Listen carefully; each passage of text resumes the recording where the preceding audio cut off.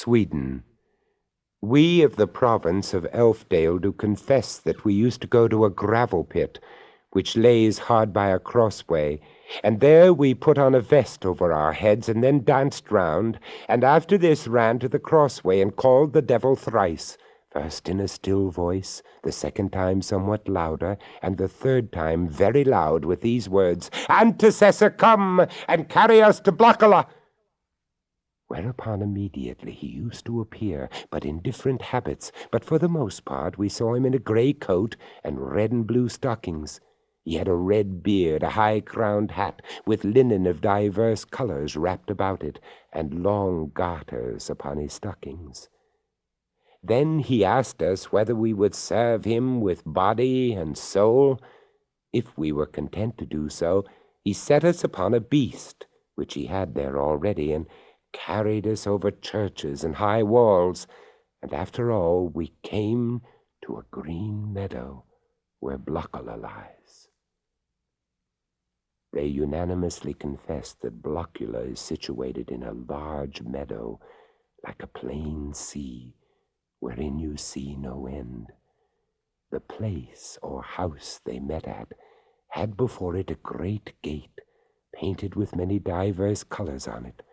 Through this gate they went into a little meadow distant from the other where the beasts went, which they used to ride on. In a huge large room of the house, they said, there stood a very large long table, at which the witches did sit down, and that hard by this room was another chamber, where there were some lovely and delicate beds.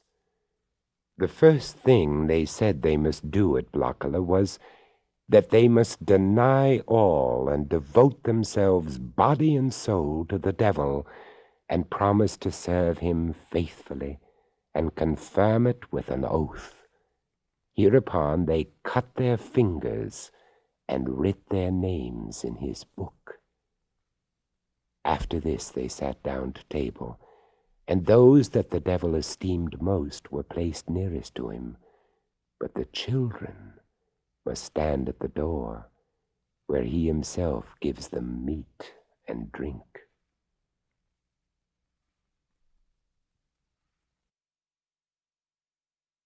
The Smoker. A boy lived in the woods, and his father told him never to go eastward, but to play in the clearing by their hut, or to walk towards the west. For some years the boy obeyed his father, but as he grew older, and the paths of the west became dusty with use, he felt himself drawn to the unknown trees and the green trackways, and one day he set off towards the east. He found a lake and knelt down to drink, but the water was alive with savage fish, and he nearly lost a hand. He crouched by the shore and watched the fins swirl the water, and a stranger came up behind him, so softly that the boy knew nothing until the man spoke. "Let us see who can throw a spear the farthest." "Very well," said the boy, and he won easily. "Let us run around the lake," said the man. "I agree," said the boy, and he won that too. "Let me show you the island in the middle of the lake," said the man. "Do you like fish?" said the boy. "I can see the island from here." The man whistled, and a boat came into sight, drawn by 3 flying swans. The man and the boy stepped into the boat and were carried to the island. But as soon as they landed, the boy wished that he had stayed at home, for the man knocked him down and left him, and went back across the lake. The boy felt his bruises. Nothing was broken, although he ached from the fists. He limped about the island to find food, but there was little except berries and roots, and no shelter. He sat and watched the night come. "If you would be good enough to dig an inch or so into the earth," said a voice close by him. "You would do me a great kindness." The boy was startled, for there was no one to be seen. "I'm in the leaf mold," said the voice. The boy scraped the last year's autumn, and underneath he found a skeleton lying yellow on the ground. "I am much obliged," said the skeleton. "Now one more thing, if you will. Under that tree just by the bowl, there's a pouch buried. Would you bring it to me?" The boy put his hand down by the bowl and found a tobacco pouch in the soil, and a pipe and flint. "It would gratify me," said the skeleton, "if you would light the pipe and put it in my mouth." The boy did so, and held the pipe between the skeleton's teeth. "Ah, thank you," said the skeleton. "It's the mice, you see. They nest in my ribs, and only the smoke will move them. Such a torment they are, and such a blessing this is." The boy sat without moving until the skeleton had finished the pipe. "Now," said the skeleton, "you will want to know what you can do about the man who brought you here. Well, I'll help you. He's on his way now with dogs to hunt you for sport. So you must run up and down all over the island, leaving tracks, and be sure to touch every tree. Then when he comes, hide at the top of a tree, and they will never find you." And that is what the boy did. And the dogs could not find him, for his scent was everywhere. At dawn the man took them off and went back to the land. "He will come at night," said the skeleton, "and it will be to drink your blood. But you must dig a hole in the sand near where the boat is beached, and wait for him to start looking for you." All that day the boy held the pipe for the skeleton. "And remember," said the skeleton, "don't return for a year. Then, if you will bring me a little tobacco, perhaps, it would be most beneficial. Indeed it would."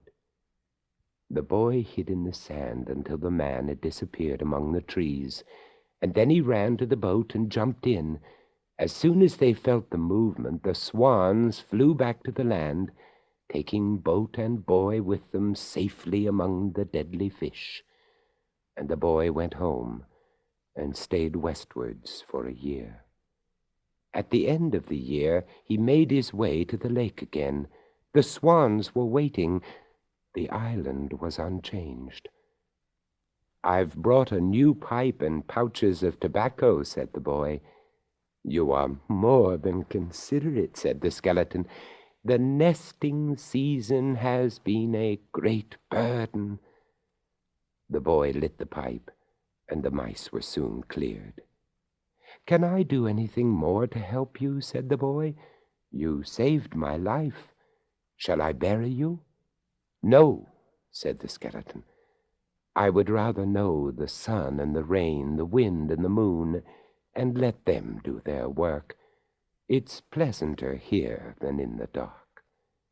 So the boy built a hut on the lake shore, and each day he came with the swans to light the skeleton's pipe and to keep him company, until the sun and the rain, the wind and the moon had done their work, and nothing remained to tempt the busy mice.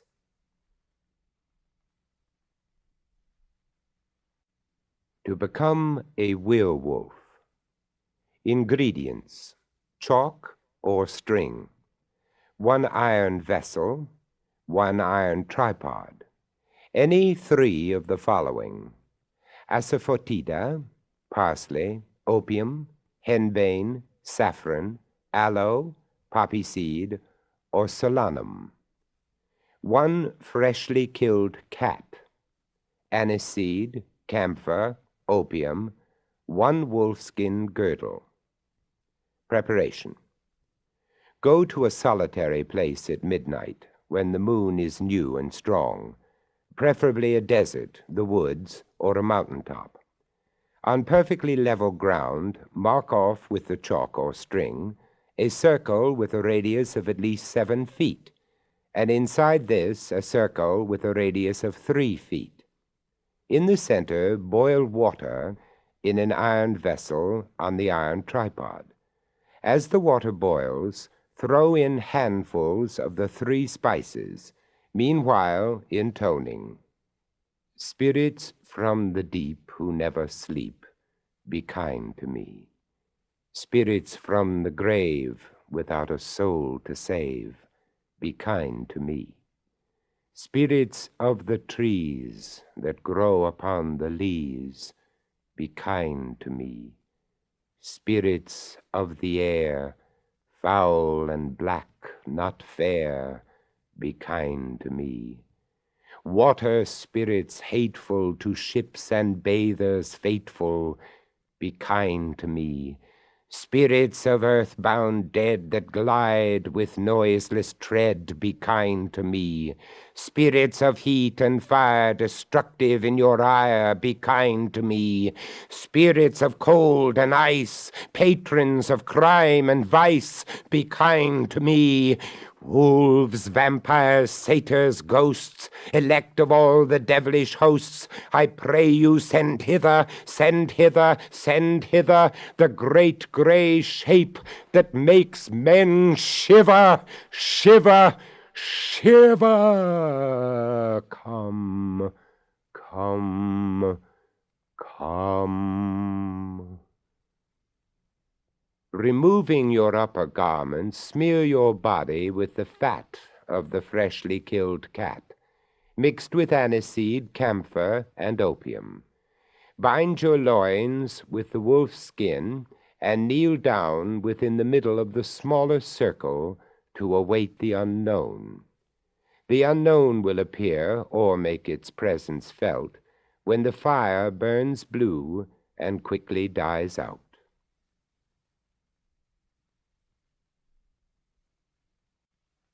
The Phantom Merry-Go-Round.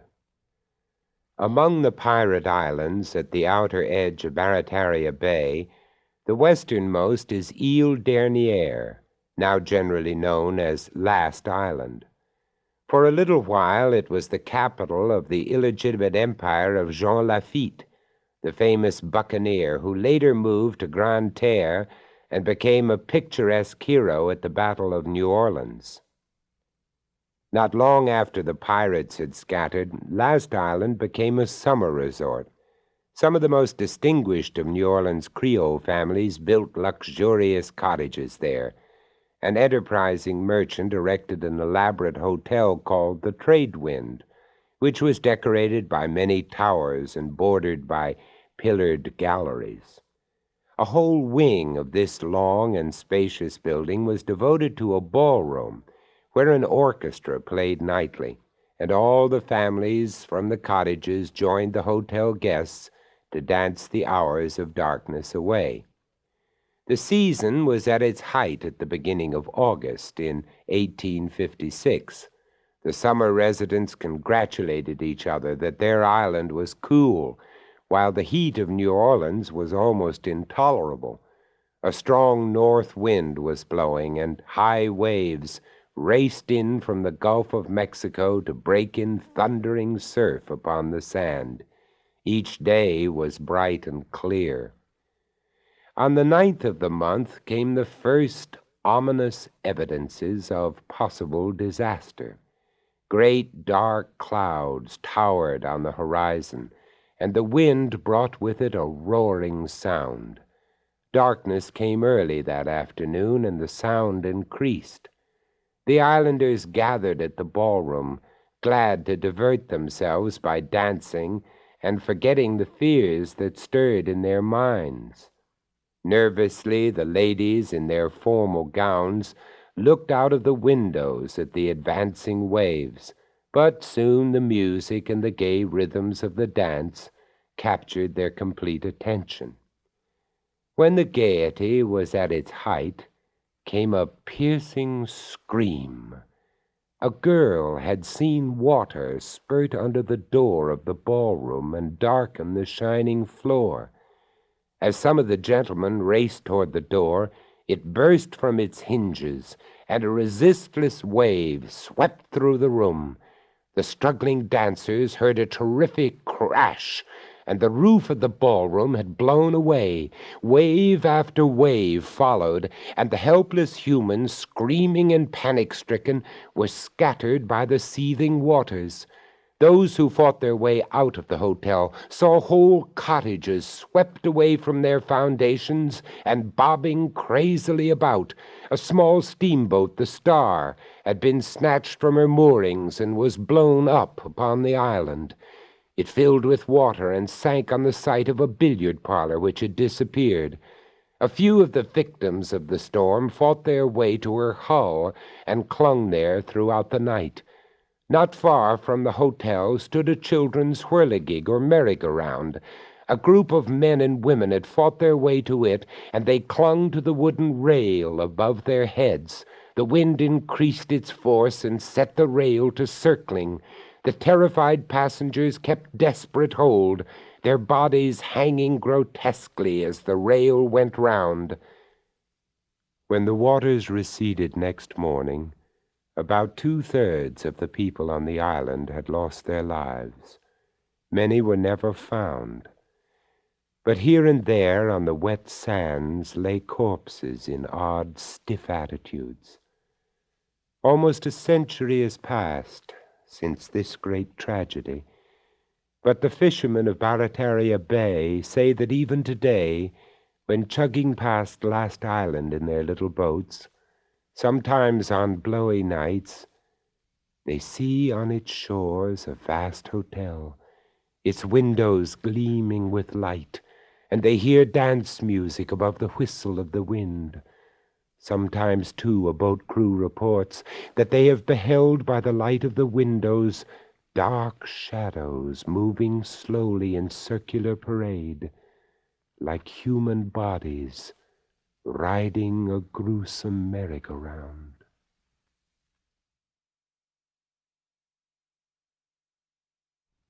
The Lone Grave. On the sloping lawn of a children's playground in Harrodsburg, Kentucky, stand strange reminders of an earlier day. One of these is an octagonal spring house where, more than 100 years ago, aristocratic Southern gentlemen and ladies gathered to take the waters, which were guaranteed to be beneficial to the general health. The other, only a few yards away, is a grave now surrounded by a white picket fence. A white marker beside it reads, "Unknown. Hallowed and hushed be the place of the dead. Step softly, bow head."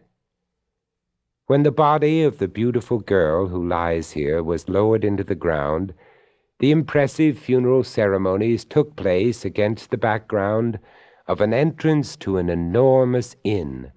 8 white pillars rose from the floor of its veranda to carved capitals beneath its roof. This was Harrodsburg Springs Hotel in the Saratoga of the South, gayest of all Kentucky resorts. To it came the proudest and richest of Southern families, the Breckinridges, the Morgans, the Rowans, the Poignards, the Buchanans. The great Senator Henry Clay was an occasional visitor, and once the hearts of Southern belles and their mammas beat faster for the presence of the charming and eligible young Englishman, Frederick Peel, son of the renowned Sir Robert. There is no hotel on the grounds now. The famous dances held in the great ballroom to the music of a 3-piece slave orchestra are remembered only in the diaries of patrons long dead. There is not even much comment in Harrodsburg about the lone grave beside the spring house. She was the girl who danced herself to death, is the usual answer to the inquiring tourist who happens upon the little park. There are many versions of the story of this girl, and at least one narrative of a strange modern aftermath. Some say she came by Kentucky River packet and was driven from the Harrodsburg landing through the impressive lion gate of the grounds in the hotel carryall. Others tell that she came in her own carriage, driven by a slave, who immediately turned his team about and was not seen again. There are no disagreements, however, as to the impression she made in the ballroom that night. Among all the beauties attending, there was no girl so distinctive, so perfect a dancer, so fascinating in manner. Though it was obvious that she was pleased with the attentions of the many gentlemen, though she smiled vivaciously and talked animatedly, there was a pathos in her eyes that enhanced her loveliness. During an intermission between the dances, she strolled on the spacious lawn in the starlight, surrounded by a half-dozen of her most ardent admirers. She stopped beneath the foliage of a widespread locust tree and suddenly became sad and pensive. "I've been happy here," she said.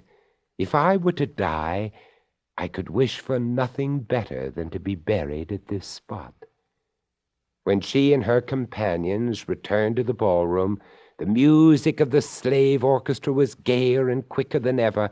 Dance followed dance, and the girl seemed never to miss a step. Her curls bobbed about her oval face, and her little feet were swift on the shining floor. Suddenly, when the ball was at its merriest, there was a cry. The girl had sunk to the floor. Her features had become still. Her eyes were closed. "She's fainted," said someone. But the noted doctor who knelt at her side looked dazed with surprise, then shook his head sorrowfully. "She is dead," he said.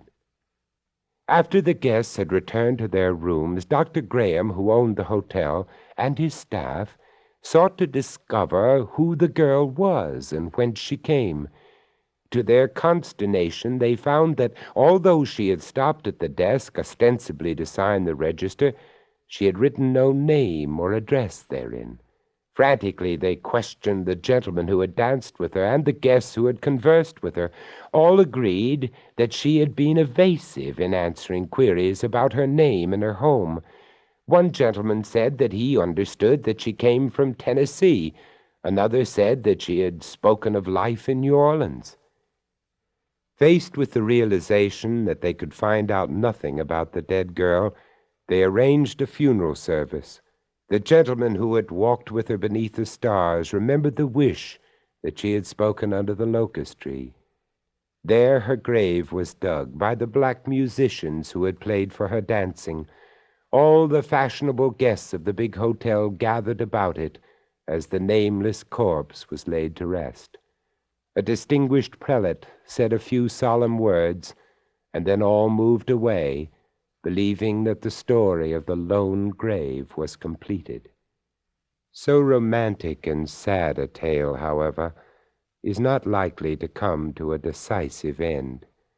Years have gone by, and sometimes in their passage strange narratives have plagued the minds of those who have interested themselves in the story of the girl who danced herself to death.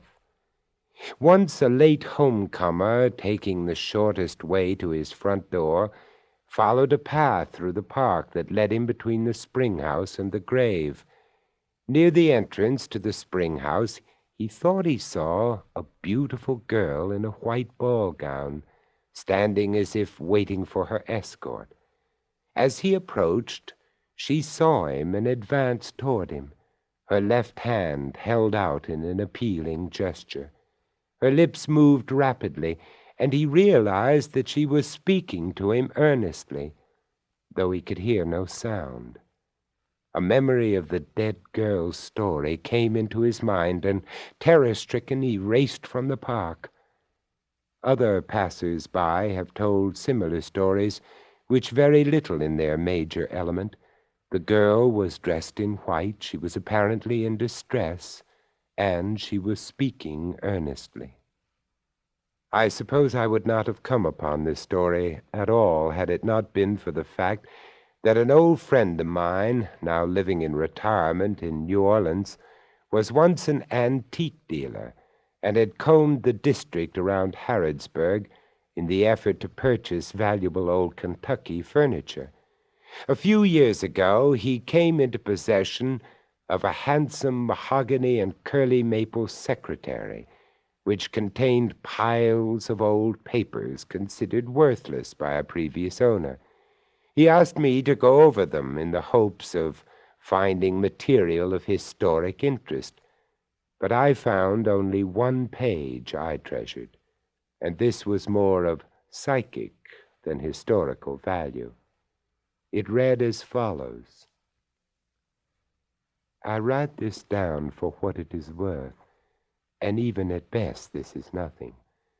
I am an old lady and almost stone deaf, but my eyes are better than those of most people of my age. Because of my infirmity, I once took a course in lip reading at the School for the Deaf in Hartford, Connecticut. 3 nights ago, I found it difficult to sleep and went for a walk down by the old spring house. As I passed it, I saw a girl in full white evening dress standing beside the entrance. When she saw me, she came quickly toward me and placed her left hand on my right forearm in an appealing gesture. Then she began to speak, and I could not hear her voice. I could read from her lips, however, what she was saying. I ask your pardon, dear lady, for interrupting your stroll, but I am in great distress. I have of late been subject to strange losses of memory. I left the ball at the hotel a few moments ago, and I cannot recall the way back. I am frightened, too, because it seems that I can remember nothing more, not even my own name. I was touched by the girl's appeal, for she was very beautiful and very pitiful, and I said, if you'll come home with me, I will try to find your parents for you, my dear. There is no hotel near here, and there has not been a ball in Harrodsburg in a long time. She looked at me strangely and then burst into tears. Turning swiftly, she ran toward the spring house and vanished inside the entrance. I went inside to look for her, but she was not there. This, to the best of my memory and belief, is what happened to me 3 nights ago when I went for a walk about midnight. I do not believe in ghosts, but this was so strange a happenstance that I have decided to make a record of it. The page on which this communication was written was unsigned.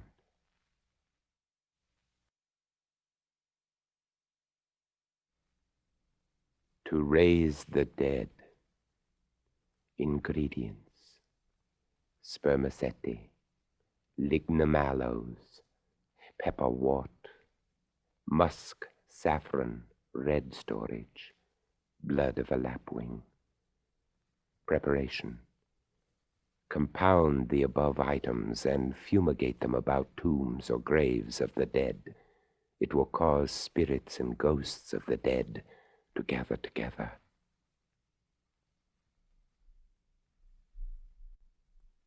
The Witches' Reel. This is the song that the North Berwick witches sang as they danced.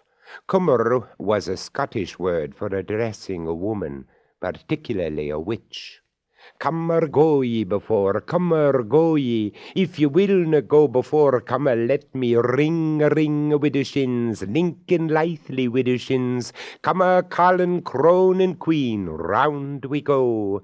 Cummer go ye before, cummer go ye. If ye willna go before, cummer let me ring a ring wi' the shins, loopin lightly wi' the shins, kilted coats and fleeing hair, 3 times 3. Cummer go ye before, cummer go ye. If ye willna go before, cummer let me ring a ring wi' the shins, whirlin' skirlin' wi' the shins, and I'll take the hindermost, whoe'er she be.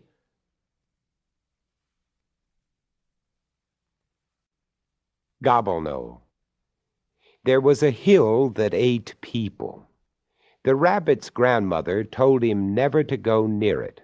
So the rabbit went to the hill and shouted, "Gobble-Knoll, swallow me, come, devour me." But Gobble-Knoll knew the rabbit and took no notice. Later that day, a group of travelers came by, looking for a place to shelter from the rain, and Gobble-Knoll opened his green and ferny lips, and the travelers thought that they had found a cave. They went in, and the rabbit slipped close behind them. But the hill felt hairy pads on his tunnels, and before the rabbit could reach the middle, Gobble-Knoll threw him out, and the grass shut. The rabbit went and hid behind a tree, and a few days later a hunting party arrived at the hill just before night, and Gobble-Knoll opened again. This time the rabbit used magic art and took the shape of a man, except for his ears, which he tucked down his shirt, so that they would not brush against the roof and make Gobble-Knoll sneeze. He went down long and horrid passages until he came to the hill's stomach, and there were the remains of all the victims, and some who were not yet dead. "Hey, hey, hey!" shouted the rabbit. "Why don't you eat? You leave the best. Here's a delicious heart. What's wrong with that?"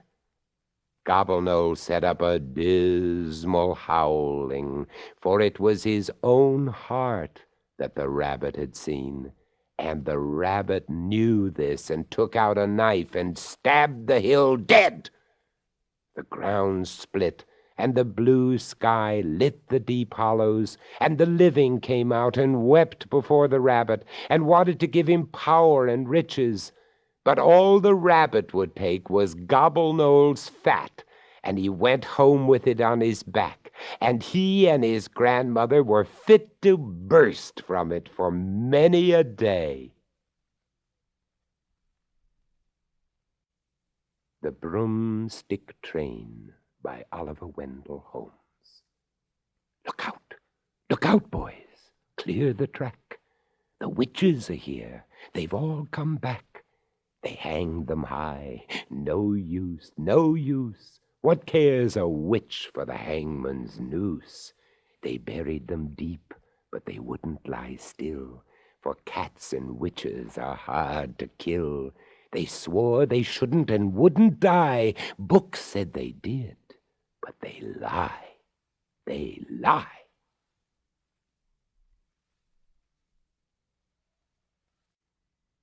Prayer.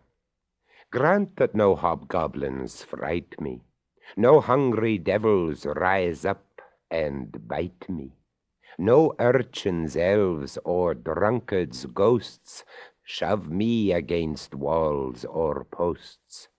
O grant I may no black thing touch, though many men love to meet such.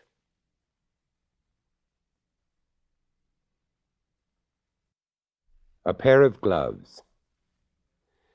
On the day that Elizabeth, younger daughter of the Roderick MacLeods, reached the age of 16, her parents decided that she should be sent to the same exclusive school in Switzerland which had so successfully educated her elder sister Flora. Grandfather MacLeod offered only a minor amendment to this program. Before she matriculated, he wished her to visit her cousins, residing at the seat of the MacLeod, Dunvegan Castle on the Isle of Skye. When Elizabeth first saw the home of her ancestors, there was a sheen on the calm waters about it, while a soft mist resting above raggedly embraced its crenellated towers. Soon the crew of the small boat that brought her from the mainland lowered the sail. They sang an old Hebridean song as they rowed her to the little dock where the MacLeod waited.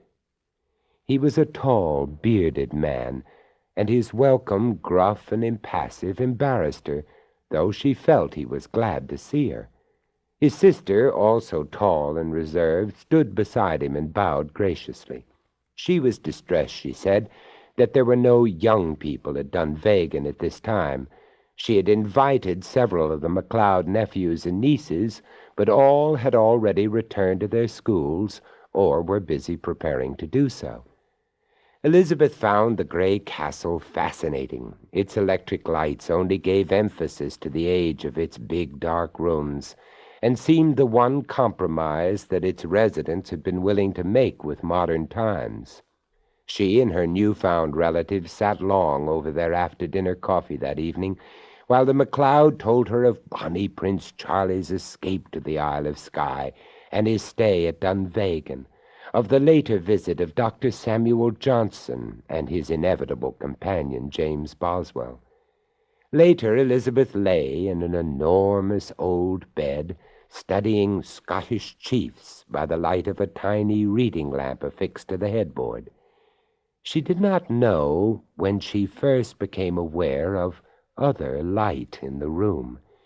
It seemed to have been there, and very naturally, for some time before she considered its presence. At the foot of the bed, in a circle of radiance, lay a pair of man-sized gauntlet gloves. On the wide cuffs, embroidered in red, she could see the outline of an intricate design. She looked up from the gloves and saw, standing beside the bed in the half-light, a tall, dark young man who was smiling at her. She did not remember his features later. She only recalled that his teeth gleamed white and regular, and that his eyes were bright with what seemed to be a friendly and curious interest. None of his dark costume was clearly visible, except white lace cuffs that fell from the ends of his jacket sleeves halfway over his long, slim hands. Thinking that her companion might be one of the MacLeod's nephews whose absence had been lamented earlier in the day, Elizabeth turned the button of an electric lamp on her bedside table. The room flooded with light, and the gloves and the young man were gone. Elizabeth had none of the fear that she might have been expected to feel under the circumstances. She reasoned that she must have fallen asleep and dreamed the two apparitions, and she decided she would not trouble her host by speaking of them. She slept soundly, and her only recognition of what had happened found expression in a letter to her sister. In this she described to Flora the event of the previous night, though at the same time she ridiculed giving it any credence. She was the more out of patience with herself a week later when she said goodbye to the MacLeod and his sister, for she had not seen the young man or the gloves again, nor had she heard anything during her stay that might even partially explain her experience. Elizabeth's memory of her visit to Dunvegan was very dim 7 years later. She had spent 2 years at the Swiss school and then come back to New York. There she had met and married Kenneth Warren, a charming and reasonably well-to-do young Virginian. Unlike most Southerners, her husband claimed few kinfolk. His only close relative, he told the MacLeods, was an elderly maiden aunt who lived in an old brick house in Dinwiddie County and was too frail to come north for the ceremony. The marriage proved a very happy one. For 4 years, the couple lived in a pleasant New York house on Murray Hill. Then, on an April afternoon, Kenneth Warren came home looking troubled. "My aunt died and was buried nearly 2 weeks ago," he said. "The information has just reached me, for there was some trouble in finding our address. We have inherited the house and must drive down at once to sell it and settle the estate." Elizabeth loved the dilapidated brick pile from the moment Kenneth drove her up the long drive. Though it was far from any neighbor and in such condition that she found difficulty in believing that it had been recently lived in, it satisfied a longing within her for just this kind of home. "We must keep it," she told her husband delightedly. "Perhaps we can restore only one room at a time, but it will be worth doing. Please say we keep it." Kenneth agreed, but without enthusiasm. "I'm used to it," he said. It doesn't mean as much to me as it does to you." He went out for a walk in the spring twilight, leaving Elizabeth very busy at her rummaging. When he came back, she had prepared a supper from food they had brought with them, and had set it on the dining-room table. She had found candles in the kitchen, and now, set in a half-dozen candlesticks, they made a soft light that was grotesquely broken here and there by black shadows. "Darling," said Elizabeth eagerly as soon as they were seated, "I've had such an exciting time. It reminded me of something I dreamed when I was a schoolgirl visiting relatives abroad. I was prowling through the attic this afternoon and opened an old chest full of laces and dress materials. At the bottom was this pair of gauntlet gloves with red markings. Do tell me what you know about them. Do you suppose—" But at sight of the gloves, Kenneth Warren, death pale, rose from the table. In 3 long strides he was at the door. There he turned to Elizabeth and spoke in a trembling voice. "So you were the girl in the bed." Before she could grasp the meaning of these words, he was gone. So far as anyone knows, no human has seen him since that moment. Elizabeth searched for him frantically all night, and in the morning she summoned neighbors to her aid. They looked at her dubiously as she told her story. When she finished it, they shook their heads. No old lady nor anyone else had lived in that house, they said. Not in the last 100 years, anyway. They made a careful search for Kenneth. They found in the soft ground outside the doorway a man's footprints leading away from the drive to the center of the open space that had once been the lawn of the old house. There they stopped. 10 years have passed, and Elizabeth has found no trace of her husband. She still has the glove.